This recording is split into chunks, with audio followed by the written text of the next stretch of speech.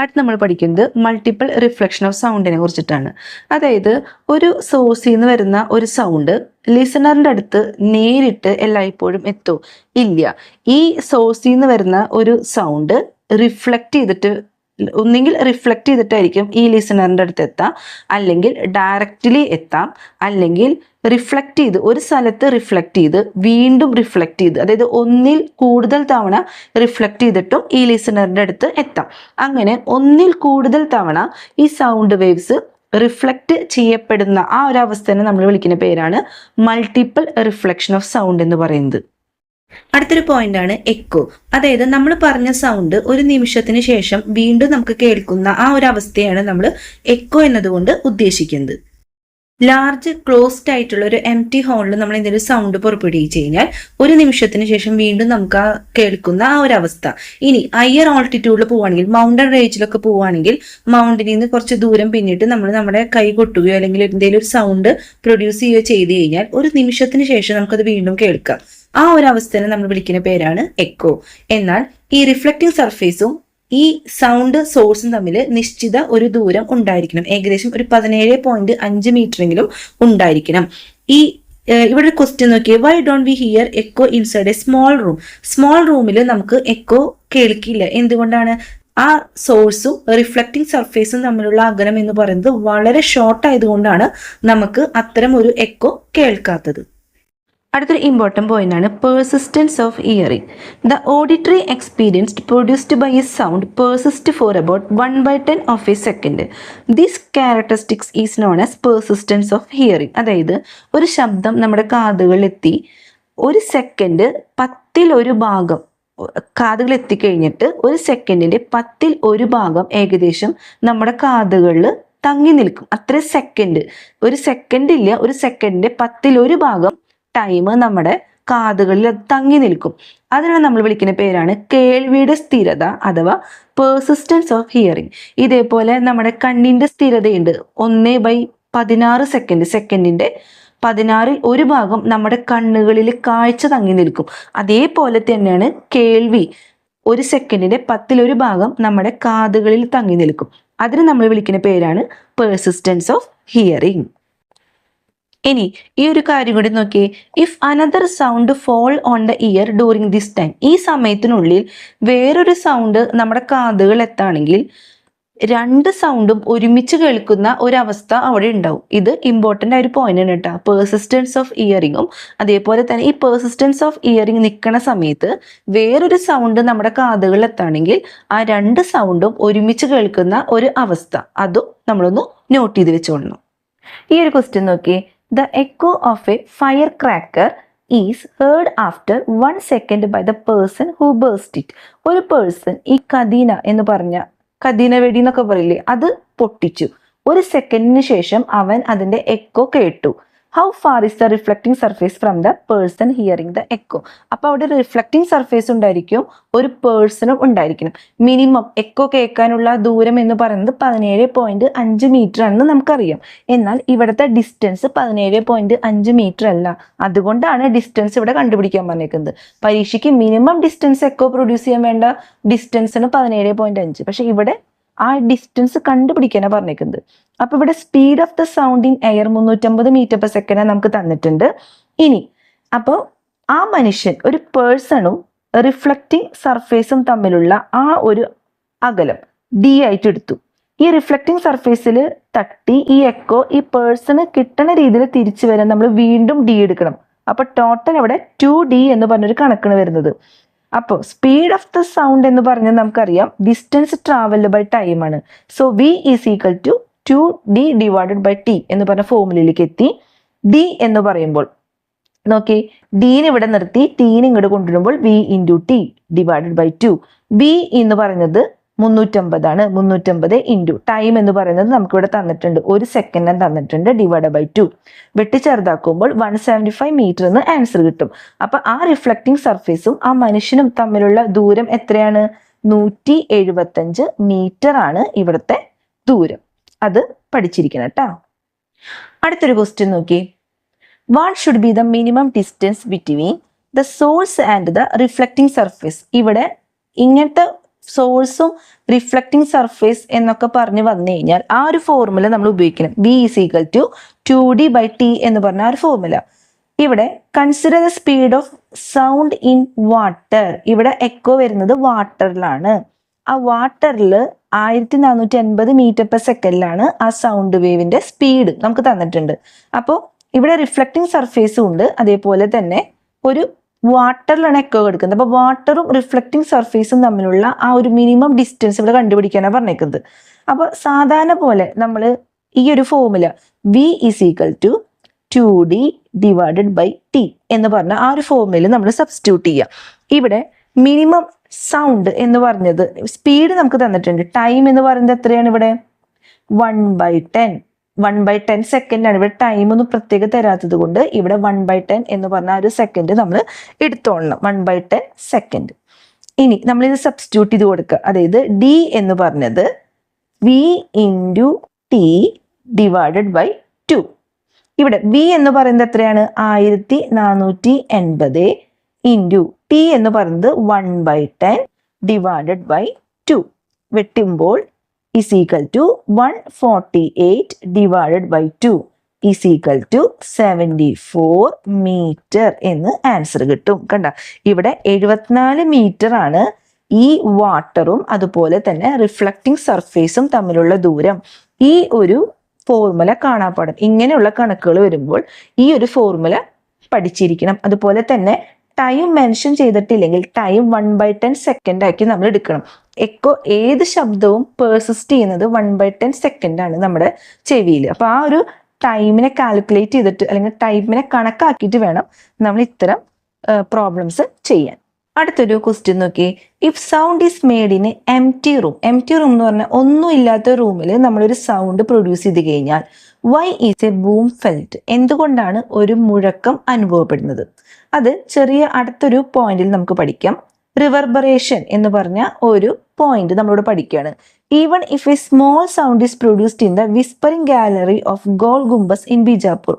Goal Gumbaz ബിജാപൂരിൽ, അതായത് ഒരു ചെറിയ വിസ്പറിംഗ് എന്ന് പറഞ്ഞ ഒരു ചെറിയ സൗണ്ട് ഉണ്ടാക്കുമ്പോൾ തന്നെ ഈ കർണാടകയിലുള്ള ഒരു ഗാലറി ഓഫ് ഗോൾ ഗുംബസ് എന്ന് പറഞ്ഞ ഒരു സ്ഥലത്ത് ചെറിയൊരു സൗണ്ട് ഉണ്ടാക്കുമ്പോൾ തന്നെ it can be heard repeatedly throughout the gallery. Repeat ആയിട്ട് ആ ഗാലറിയിൽ ഫുള്ള് നമുക്ക് ആ സൗണ്ട് കേൾക്കാം. This is due to the boom caused by the multiple reflection of sound waves on the spherical wall. അവിടുത്തെ walls ഒക്കെ എന്ന് പറയുന്നത് സ്പെറിക്കൽ വോൾസ് ആണ്. അതുകൊണ്ട് തന്നെ സൗണ്ടിന് അവിടെ മൾട്ടിപ്പിൾ ആയിട്ടുള്ള ഒന്നിലധികം കൂടുതൽ റിഫ്ലക്ഷൻ സംഭവിക്കുന്നത് കൊണ്ട് അവിടെ ഒരു വലിയ മുഴക്കമാണ് അനുഭവപ്പെടുന്നത്. ആ ഒരു ഫിനോമിനനെ നമ്മൾ വിളിക്കുന്ന പേരാണ് റിവർബറേഷൻ. ഇനി റിവർബറേഷന്റെ ഡെഫിനിഷൻ ആണ് ഇവിടെ കൊടുത്തേക്കുന്നത്. Reverberation is the lingering of sound even after the original sound has ceased.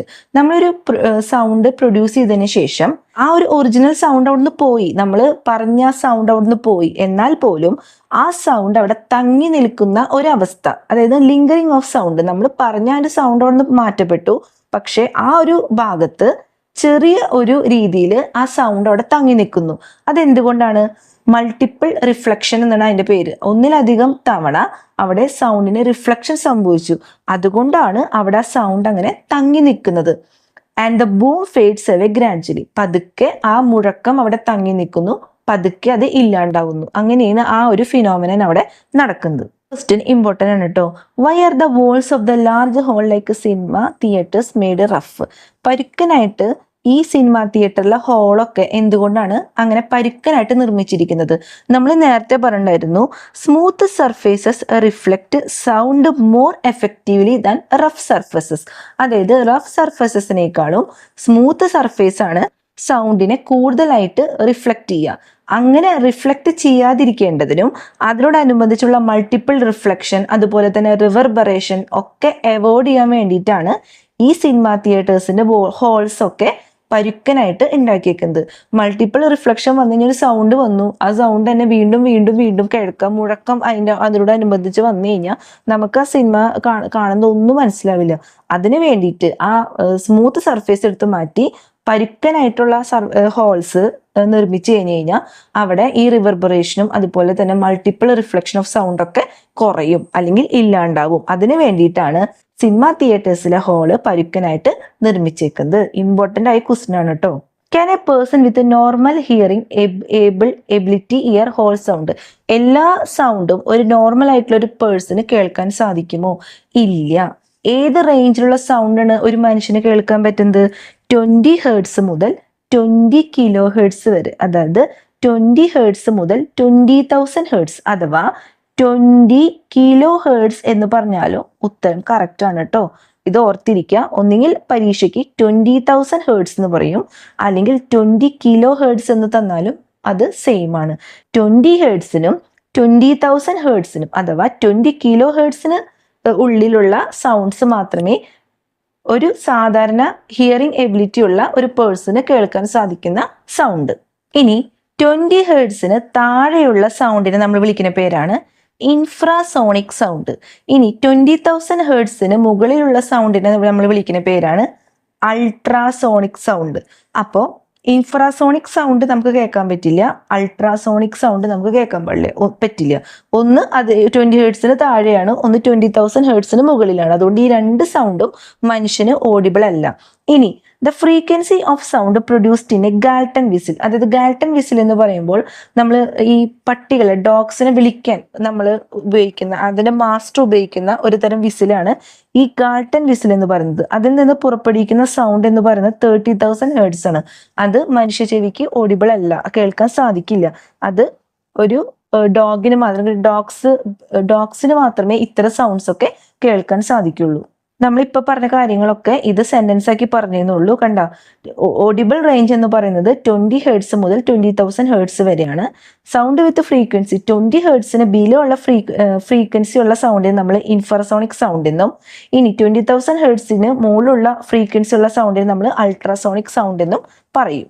ഈ അൾട്രാസോണിക് സൗണ്ട് 20,000 ഹേർട്സിന് മുകളിലുള്ള സൗണ്ടാണ് അൾട്രാസോണിക് സൗണ്ട് നമ്മൾ പറഞ്ഞു. ഈ ബാറ്റ്സ്, അതായത് വവ്വാല് പോലത്തെ ജീവികളൊക്കെ ഈസിലി ആയിട്ട് അതുപോലെ തന്നെ സ്മൂത്ത്ലി ആയിട്ട് അവരുടെ ഇര ഡാർക്ക്നെസ്സിലാണല്ലോ അവർ പുറത്തിറങ്ങി നടക്കുന്നൊക്കെ, ഇരുട്ടിലാണ്. അപ്പൊ ആ ഒരു സമയത്ത് അവർക്ക് ഈസി ആയിട്ട് അവരുടെ ഇരകളെ പിടികൂടാൻ ഉപയോഗിക്കുന്ന ഒരു സൗണ്ടാണ് അൾട്രാസോണിക് സൗണ്ട്. ഈ സൗണ്ട് വെച്ചിട്ടാണ് അല്ലെങ്കിൽ വവ്വാല് അതിന്റെ ഇരയെ തേടുന്നത്. ഈ അൾട്രാസോണിക് വേവ്സ് പല കാര്യങ്ങളിൽ യൂസ് ചെയ്യുന്നുണ്ട്. ഏതൊക്കെ കാര്യങ്ങളിലാണത്? ഈ മെയിൻ ആയിട്ട് മെഡിക്കൽ ഫീൽഡിലാണ് അൾട്രാസോണിക് വേവ്സ് യൂസ് ചെയ്യുന്നത്. കിഡ്നിയിലുള്ള സ്മോൾ സ്റ്റോൺസിനെ ക്രഷ് ചെയ്യാൻ ഫിസിയോതെറാപ്പിയിൽ യൂസ് ചെയ്യുന്നുണ്ട്. അതുപോലെ തന്നെ internal organs such kidney, liver, goal bladder, uterus എന്നിവയുടെ ഇമേജസ് എടുക്കാൻ. Ultrasonic wave that travel through the body tissue strike and reflect at the area of varying density in the tissue. ടിഷ്യൂവിൽ എവിടെയാണോ ഡെൻസിറ്റിയിലുള്ള വ്യത്യാസം വരുന്നത് ആ ഏരിയാസിനെ ഫോക്കസ് ചെയ്തിട്ട് ഈ അൾട്രാസോണിക് വേവ്സ് നമ്മുടെ ബോഡി കൂടെ ട്രാവൽ ചെയ്യും. Waves are converted into electric signal. ഈ വേവ്സിനെ ഇലക്ട്രിക് സിഗ്നലിലാക്കി മാറ്റും. എന്തിനു വേണ്ടി? ആ ഓർഗന്റെ ഇമേജ് കിട്ടാൻ വേണ്ടിയിട്ട് ഈ വേവ്സിനെ ഇലക്ട്രിക് സിഗ്നൽസ് ആക്കി മാറ്റും. ആ ഒരു ടെക്നിക്കിനെ നമ്മൾ വിളിക്കുന്ന പേരാണ് അൾട്രാസോണോഗ്രഫി. കണ്ട, ഏതെങ്കിലും ടിഷ്യൂവിൽ എന്തെങ്കിലും ഒരു ഡെൻസിറ്റി വാരി ചെയ്യുന്ന ആ ഒരു ഏരിയാസിനെയാണ് ഈ അൾട്രാസോണിക് വേവ്സ് സ്ട്രൈക്ക് ചെയ്യുക. ഈ അൾട്രാസോണിക് വേവ്സ് ഇലക്ട്രിക് സിഗ്നൽസ് ആക്കി കൺവേർട്ട് ചെയ്തിട്ട് ആ ഓർഗന്റെ ഇമേജ് കിട്ടുന്ന രീതിയിൽ ഇതിനെ മാറ്റും. ആ ഒരു ടെക്നിക്കാണ് അൾട്രാസോണോഗ്രാഫിയിൽ യൂസ് ചെയ്യുന്നത്.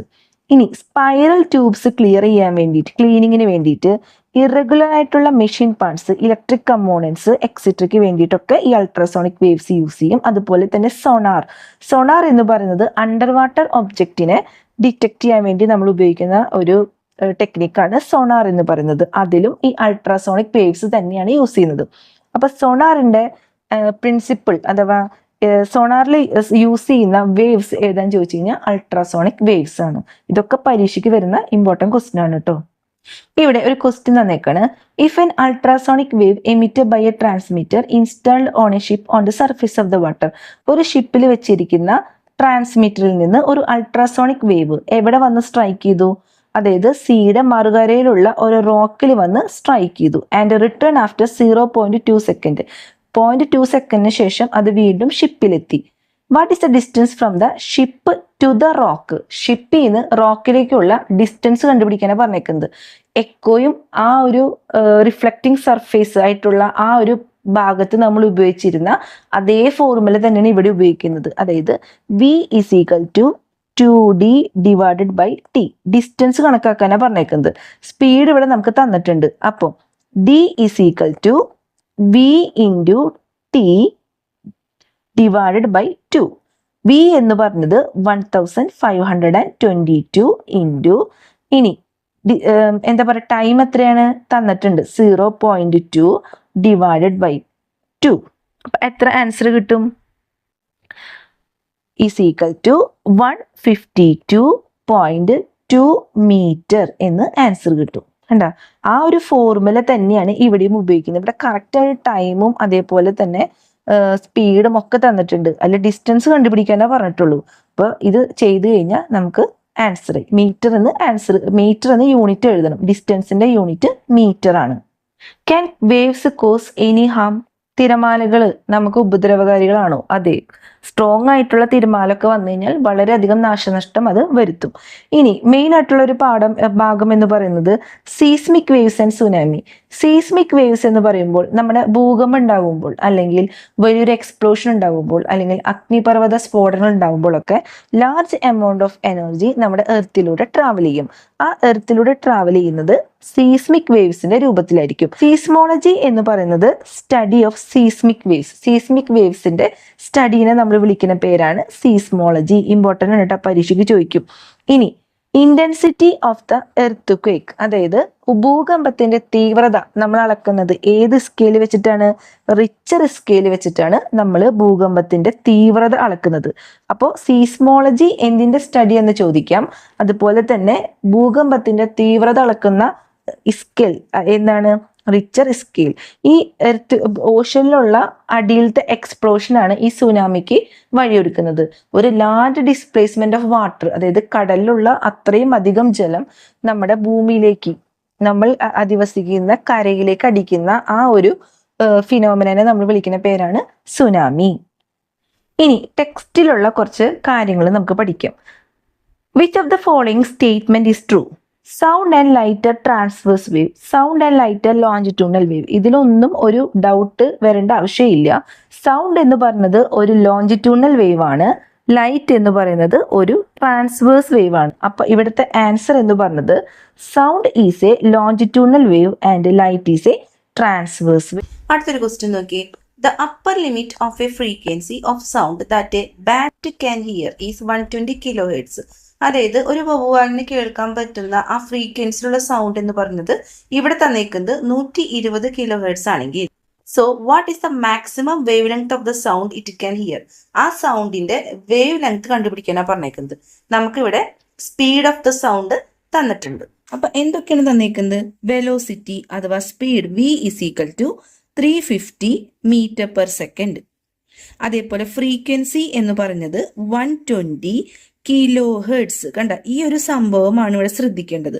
120 കിലോ ഹെർട്സ് എന്ന് പറയുന്നത് 120 ഇൻറ്റു കിലോ ഹെർട്സ് എന്ന് പറഞ്ഞ് 1000 ഹെർട്സ്. കണ്ട, ഈ ഒരു കാര്യം തെറ്റിക്കഴിഞ്ഞാൽ കണക്ക് മൊത്തം തെറ്റി.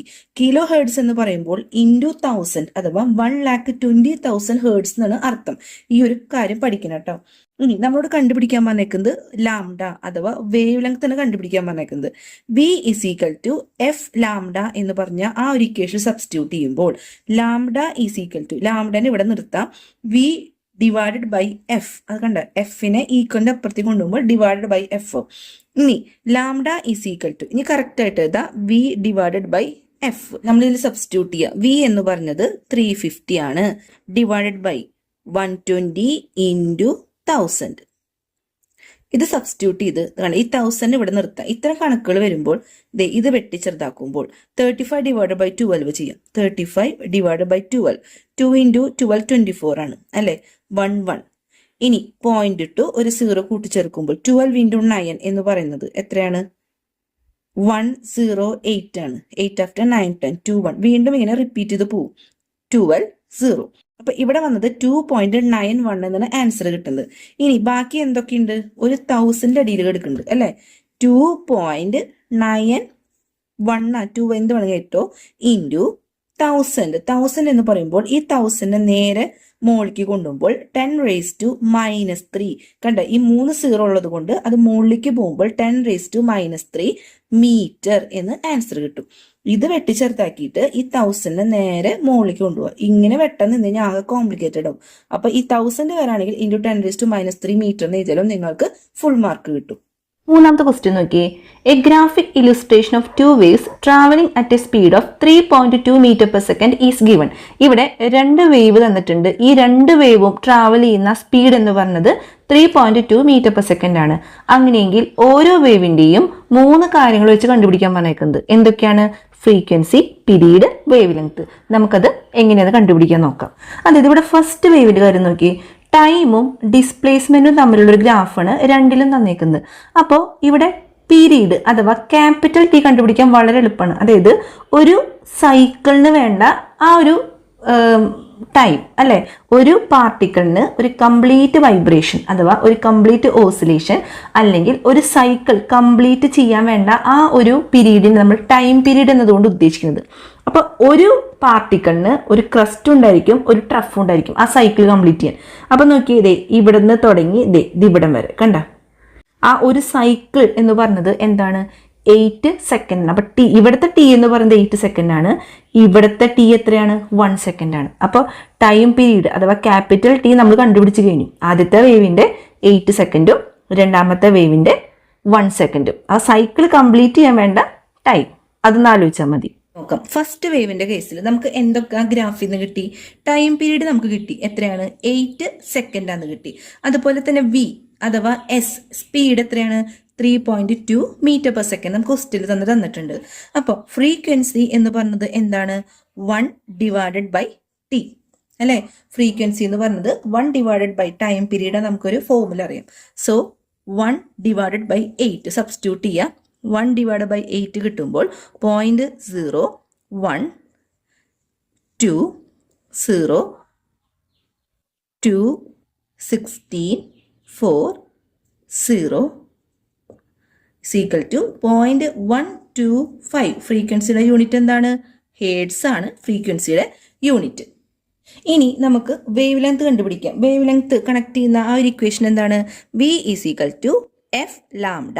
Lambda = V/F.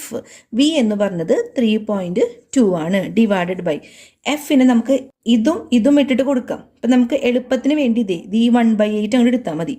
1/8. ഈ 8 നേരെ മുകളിലേക്ക് വരും. 3.2 × 8/1 എന്ന് വരും. അപ്പം 3.2 × 8 എത്രയാണ്? 25.6. വേവ് ലെങ്ത് ആയതുകൊണ്ട് മീറ്റർ. 25.6 മീറ്റർ എന്ന് ആൻസർ കിട്ടും. നിങ്ങൾക്ക് ഇതെടുത്തിട്ടും ചെയ്യാട്ടോ, പോയിന്റ് ഇട്ട് ചെയ്യണമെന്നേ ഉള്ളൂ. ഞാൻ എളുപ്പത്തിന് വേണ്ടിയിട്ട് 8 ഇങ്ങോട്ട് കൊണ്ടുപോകാൻ വേണ്ടിയിട്ട് ഈ ഒരു സംഭവം 2 രീതിയിൽ ചെയ്താലും നിങ്ങൾക്ക് ആൻസർ 25.6 മീറ്റർ എന്ന് കിട്ടും. ഇനി രണ്ടാമത്തെ വേവിന്റെ കാര്യത്തിൽ അവിടെ ടൈം പീരീഡ് എന്ന് പറഞ്ഞത് എത്രയാണ്? 1 സെക്കൻഡ് ആണ് അല്ലെ. ടൈം പീരീഡ് എന്ന് പറഞ്ഞത് 1 സെക്കൻഡ് ആണ്. സോ ഫ്രീക്വൻസി കാണാൻ 1/T = 1/1 സബ്സ്റ്റിറ്റ്യൂട്ട് ചെയ്യുമ്പോൾ നമുക്ക് 1 ഹേർട്സ് എന്ന് ആൻസർ കിട്ടും. ഫ്രീക്വൻസിയുടെ യൂണിറ്റ് ഹേർട്സ് ആയതുകൊണ്ട് 1 ഹേർട്സ് എന്ന് കിട്ടും. ഇനി എന്നിട്ട് കണ്ടുപിടിക്കേണ്ടത് ലാംഡ അഥവാ wave length. V = F lambda. Lambda എന്ന് പറഞ്ഞത് V/F ആണ്. സോ V നമുക്ക് തന്നിട്ടുണ്ട്. 2 വേവിന്റെയും ഒരേ സ്പീഡാണ് തന്നിട്ടുണ്ടായിരുന്നു. 3.2 / 1. അപ്പം എത്ര കിട്ടും? 3.2 മീറ്റർ എന്ന് ആൻസർ കിട്ടും. കണ്ട. അപ്പോൾ നമ്മുടെ ഓരോ വേവിൻ്റെയും frequency, time period, wavelength നമ്മൾ കണ്ടുപിടിച്ചു. ഈ ടൈം പീരീഡാണ് നമുക്ക് കിട്ടണ ഹിന്റ്. അതായത് ആ ഒരു സൈക്കിൾ കംപ്ലീറ്റ് ചെയ്യാൻ ടൈമും അതേപോലെ തന്നെ ഡിസ്പ്ലേസ്മെന്റ് എന്ന് പറഞ്ഞ ആ ഗ്രാഫ്, ഇവിടെ ടൈമും ഇവിടെ ഡിസ്പ്ലേസ്മെന്റ് തമ്മിലുള്ള ഗ്രാഫ് വരുമ്പോഴാണ് നമ്മൾ ഇതിൽ ഒരു സൈക്കിൾ, അതായത് ഒരു പാർട്ടിക്കിളിന് ഒരു കംപ്ലീറ്റ് വൈബ്രേഷൻ അല്ലെങ്കിൽ ഒരു വൈബ്രേഷൻ അഥവാ ഒരു സൈക്കിൾ കംപ്ലീറ്റ് ചെയ്യാൻ വേണ്ട അത്രയും ടൈമിനെ നമ്മൾ വിളിക്കുന്ന പേരാണ് ടൈം പീരീഡ് എന്ന് പറഞ്ഞത്. അപ്പം ഈ ഒരു സംഭവത്തിൽ നിന്നാണ് ഇതൊക്കെ നമുക്ക് കിട്ടുന്നത്. അത് നന്നായിട്ട് മനസ്സിലാക്കി പഠിക്കുക. നാലാമത്തെ ക്വസ്റ്റ്യൻ നോക്കി. Which of the following frequency can be heard by humans? നമുക്കറിയാം 20 ഹേർട്സിനും 20,000 ഹേർട്സിനും ഇടയിലുള്ള സൗണ്ട് മാത്രമേ ഒരു ഹ്യൂമൻ ഇയറിന് ഓഡിബിൾ ആവുള്ളൂ. അപ്പോൾ ഇവിടുത്തെ ഓപ്ഷൻ നോക്കി 5 ഹേർട്സ്, അത് 20 ഹേർട്സിനെക്കാളും താഴെയാണ്. അപ്പോൾ ഇത് പറ്റില്ല. ഇനി 200 കിലോ ഹെർട്സ്, അത് 20 കിലോ ഹെർട്സിനേക്കാളും 20,000 ഹേർട്സ് അഥവാ 20 കിലോ ഹേർട്സ് എന്ന് പഠിക്കാനും ഞാൻ പറഞ്ഞിട്ടുണ്ടായിരുന്നു. അപ്പോൾ അത് 20 കിലോ ഹേർട്സിനേക്കാളും മുകളിലായതുകൊണ്ട് ഇതെടുക്കാൻ പറ്റില്ല, ഇതും എടുക്കാൻ പറ്റില്ല. അപ്പോൾ ഇവിടുത്തെ ആൻസർ എന്ന് പറയുന്നത് എന്താണ്? 2000 ഹേർട്സ് ആണ് ഇവിടുത്തെ ആൻസർ. അഞ്ചാമത്തെ ക്വസ്റ്റ്യൻ നോക്കിയേ. A wave has A frequency of 2 kilo hertz. ഒരു വേവിൻ്റെ ഫ്രീക്വൻസി 2 കിലോ ഹേർട്സ് തന്നിട്ടുണ്ട്. അതിൻ്റെ വേവ് ലെങ്ത് 35 സെൻറ്റിമീറ്റർ തന്നിട്ടുണ്ട്. How far does this wave travel in 0.5 second? അപ്പോൾ 0.5 സെക്കൻഡിൽ എത്ര ദൂരം ആ വേവ് സഞ്ചരിക്കും എന്നാണ് പറയുന്നത്. ക്വസ്റ്റ്യനിൽ എന്തൊക്കെ തന്നിട്ടുണ്ട്? ഫ്രീക്വൻസി നമുക്ക് തന്നിട്ടുണ്ട്. Frequency is equal to 2 kilo hertz. കണ്ട, 2 കിലോ ഹേർട്സ് എന്ന് പറഞ്ഞത് 2 × 1000 ഹേർട്സ് ആണ് നമ്മൾ പറഞ്ഞു. ഇത് ഇമ്പോർട്ടൻ്റ് ആണ് കേട്ടോ, ഇത് അറിഞ്ഞിരിക്കണം. അതുപോലെ തന്നെ ലാംഡ എന്ന് പറഞ്ഞത് 35 സെന്റിമീറ്റർ ആണ് തന്നേക്കുന്നത്. ലാംഡയുടെ യൂണിറ്റ് എന്ന് പറയുന്നത് മീറ്റർ ആണ്. ഈ സെന്റിമീറ്ററിന്റെ മീറ്റർ ആക്കാൻ നമ്മൾ എന്ത് ചെയ്യും? ഒരു മീറ്റർ എന്ന് പറയുന്നത് 100 സെന്റിമീറ്റർ ആണ്. അപ്പോൾ സെന്റിമീറ്ററിനെ മീറ്റർ ആക്കാൻ ഈ 100നെ ഈക്വലിന് അപ്പുറത്തേക്ക് കൊണ്ടുപോകുമ്പോൾ 1/100 ആയിട്ട് മാറും. അപ്പൊ ഡിവൈഡഡ് ബൈ 100 ചെയ്താൽ മതി. ദാറ്റ് ഈസ് 35 ഡിവൈഡഡ് ബൈ 100 എന്ത് വരും? 0.35 മീറ്റർ. കണ്ട, ഇവിടെ 100 കൊണ്ട് ഡിവൈഡ് ചെയ്യുകയാണെങ്കിൽ എത്ര സീറോസ് ഉണ്ടോ അത് പോയിന്റിന്റെ അപ്പുറത്തേക്ക് ഇട്ട് ഈ ഡിജിറ്റ് ഇട്ട് കഴിഞ്ഞ് കഴിഞ്ഞാൽ 0.35 മീറ്റർ എന്ന് കിട്ടും. ഇനി നമ്മോട് കണ്ടുപിടിക്കാൻ പറഞ്ഞേക്കുന്നത് എന്താണ്? അപ്പൊ ലാംഡ നമുക്ക് കിട്ടി. ഇവിടെ ടൈം തന്നിട്ടുണ്ട് 0.51 തന്നിട്ടുണ്ട്, 0.5 സെക്കൻഡിൽ. ഇവിടെ ഡിസ്റ്റൻസ് ട്രാവലിൽ കണ്ടുപിടിക്കാനാണ് പറഞ്ഞിട്ടുണ്ട്. ഡിസ്റ്റൻസ്, അപ്പോൾ ഡിസ്റ്റൻസും കണക്ട് ചെയ്യുന്ന ഒരു ഫോർമുല എന്ന് പറയുന്നത് velocity is equal to distance travelled by time. അപ്പൊ ഡിസ്റ്റൻസ് നമ്മൾ എങ്ങനെ കണ്ടുപിടിക്കും? Velocity into time. ഈ ഒരു ഫോർമുലയിലേക്ക് എത്തണം നമ്മൾ. അപ്പൊ ഇവിടെ തന്നെ ആദ്യം ഇവിടെ v is equal to f lambda. Time നമുക്ക് ഇവിടെ ഉണ്ട് 0. v കണ്ടുപിടിക്കണ്ടേ? അപ്പൊ v എന്ന് പറയുന്നത് എഫ് ലാംഡയാണ് നമുക്കറിയാം. അപ്പൊ എഫ് എന്ന് പറയുന്നത് എത്രയാണ്? 2 × 1000 എന്ന് പറയുന്നത് 2000 ഇൻറ്റു ലാംഡ എന്ന് പറയുന്നത് 0.35. ആദ്യം പോയിന്റ് ഒന്നും ഇല്ലാണ്ട് നമ്മൾ ഇതിനെ ഇൻറ്റു ചെയ്യാം. 35 × 2 എത്ര വരും? 35 × 2, 2 5 70. ഇനി എത്ര സീറോസ് ഉണ്ട്? 1 2 3 1 2 3. ഇനി 2 പോയിന്റ് നീക്കി കുത്തിർന്നു. ഇവിടുന്ന് 2 പോയിന്റ് 700 മീറ്റർ പെർ സെക്കൻഡ് എന്ന് ആൻസർ കിട്ടും. വെലോസിറ്റിയാണ് നമ്മൾ കണ്ടുപിടിച്ചത്. അടുത്തത് ഈ ഒരു ഇക്വേഷൻ നമ്മൾ സബ്സ്റ്റിറ്റ്യൂട്ട് ചെയ്യാം. ഡിസ്റ്റൻസ് കാണാൻ വെലോസിറ്റി ഇൻറ്റു ടൈം. വെലോസിറ്റി നമുക്ക് 700 ആണെന്ന് കിട്ടി. ഇൻറ്റു ടൈം എത്ര കിട്ടി? ടൈം നമുക്ക് ക്വസ്റ്റ്യനിൽ തന്നിട്ടുണ്ട് 0.5 എന്ന്. അപ്പോൾ നമ്മൾ ഇതെങ്ങനെ ചെയ്യും? ആദ്യം പോയിന്റ് നീക്കിയിട്ട് ബാക്കിയുള്ള നമ്പേഴ്സ് ഇൻറ്റു ചെയ്യുക. 7 × 5 35. എത്ര സീറോസ് ഉണ്ട്? 2 സീറോ. പോയിന്റ് നീക്കി കുത്തിടുമ്പോൾ 350 ഈസ് ഈക്വൽ ടു 350. ഡിസ്റ്റൻസ് ആയതുകൊണ്ട് മീറ്റർ എന്ന് ആൻസർ കിട്ടും. ഈ കാര്യങ്ങളൊക്കെ ശ്രദ്ധിക്കണം കേട്ടോ. ഇനി ആറാമത്തെ ക്വസ്റ്റ്യൻ നോക്കിയേ. What is the frequency of the wave? ഇവിടെ ഫ്രീക്വൻസി കണ്ടുപിടിക്കാനാണ് പറഞ്ഞേക്കുന്നത്. ആ വേവ് പ്രൊഡ്യൂസ് ചെയ്യുന്നത് 50 ക്രസ്റ്റും 50 ട്രഫുമാണ്. 0.5 സെക്കൻഡിലാണ് ഇത് 50 ക്രസ്റ്റും 50 ട്രഫും പ്രൊഡ്യൂസ് ചെയ്യുന്നത്. അങ്ങനെയെങ്കിൽ ആ വേവിന്റെ ഫ്രീക്വൻസി കണ്ടുപിടിക്കാനാണ് പറഞ്ഞേക്കുന്നത്.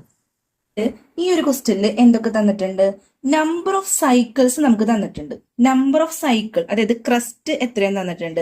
ക്രസ്റ്റും ട്രഫും ഈക്വൽ ആയിരിക്കും. ഈ ഒരു കണക്കിൽ, ഇങ്ങനത്തെ കണക്കിൽ 50 ക്രസ്റ്റും 50 ട്രഫാണ്. അപ്പോൾ നമ്പർ ഓഫ് സൈക്കിൾ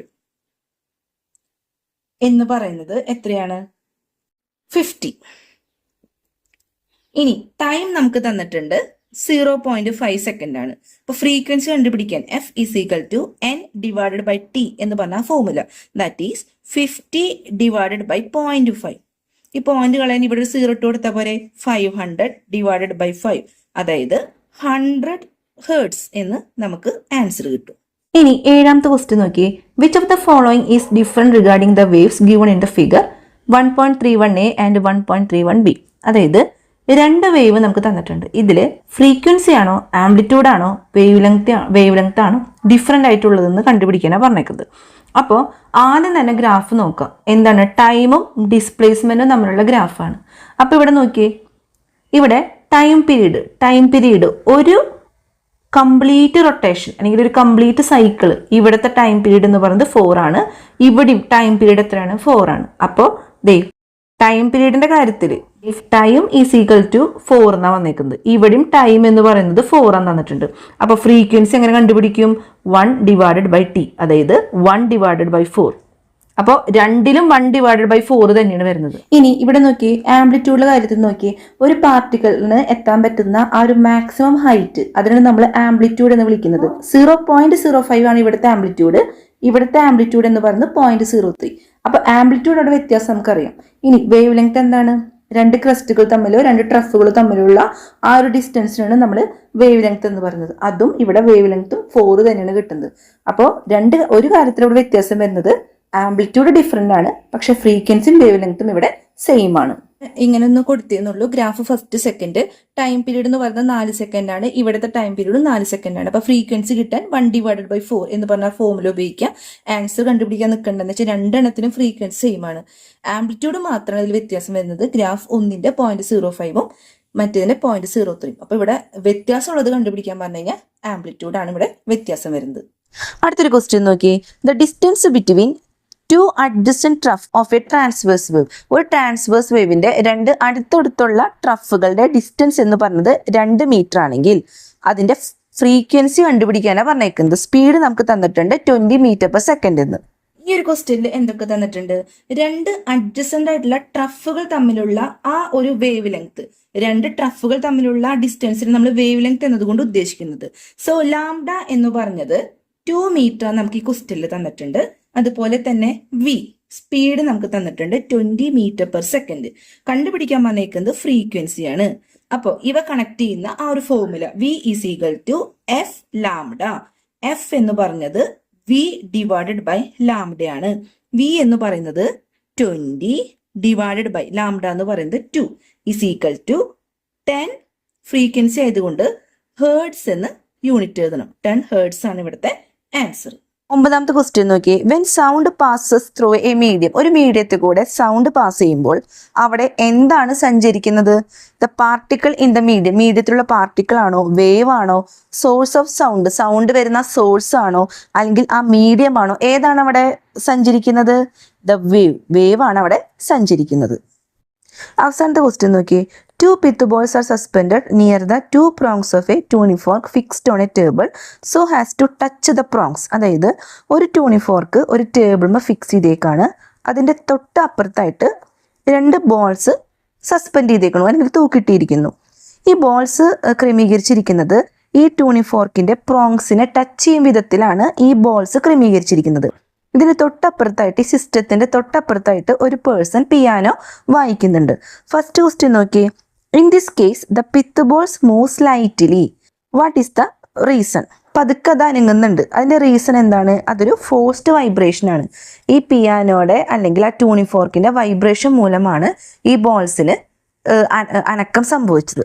ഇനി while playing 30 notes on the piano, the pith balls are thrown to a maximum distance.